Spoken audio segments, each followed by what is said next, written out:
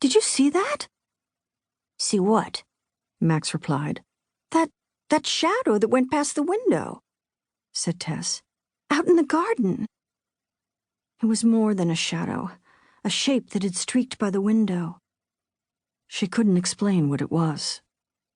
Tess and Max were sharing a suite at a small, somewhat trendy hotel in London called the Sanborn House.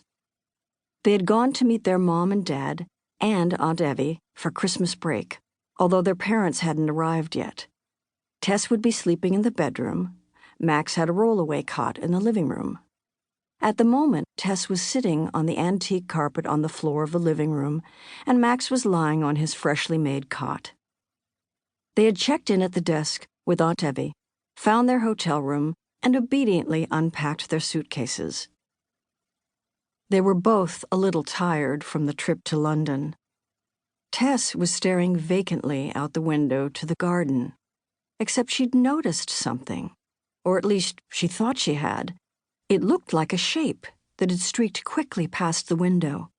Not an animal, something else, shadowy, which had sneaked past, not blown by the wind. "I didn't see anything," said Max immediately, definitively, even though he was sitting up as if he had. "But," he added, "there could be a number of explanations for it." There was a bit of an edge to his voice, as if he was irritated at Tess. And Tess noticed she hadn't told him at all what she'd seen, and nonetheless he was rationalizing it for her. Ever logical, he explained. "For instance, a cloud passed across the sun, causing a shadow." "We're in London. There isn't any sun," said Tess, not meaning to be funny. Max hesitated, and then suggested gruffly, as if he wished this conversation would be over, "A large truck passed by in the alley then and altered the light." "I don't think there is an alley," said Tess. "It looks like there's just a garden that separates our hotel from the back of the house on the street behind us. I bet the garden's pretty in the spring," she added. "It's pretty now," said Max. It was unusually cold, and the branches of the trees were gilded with ice, and an occasional dangling icicle that oddly reflected what little light there was into colored patterns, the way a glass prism would. "You're right," said Tess. "It is pretty, and the icicles are natural holiday tree decorations. I bet Mom would like them. And see those red berries dotting that bush? I wonder what kind of berry bush it is."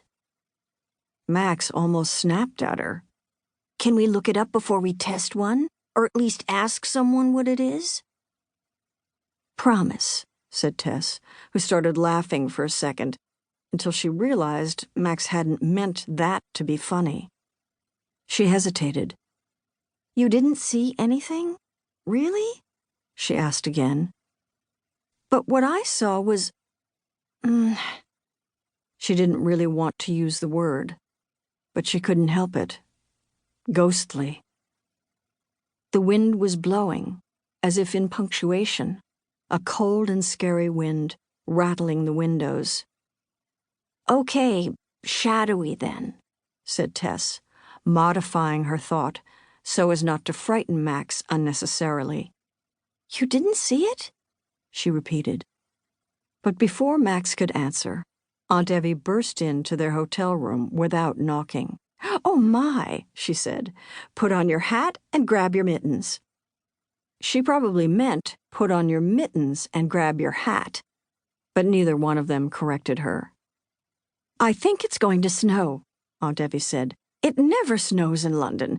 Well, hardly ever. And when it does," she said, "it's a very magical time to go out." Aunt Evie was wearing a gray and white scarf tied around her neck and tucked stylishly into her gray wool coat. Max grabbed his hoodie. Aunt Evie shook her head.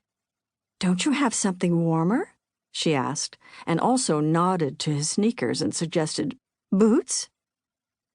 Both Tess and Max had lots of warm clothes, as they'd been sent back to school in Switzerland in September.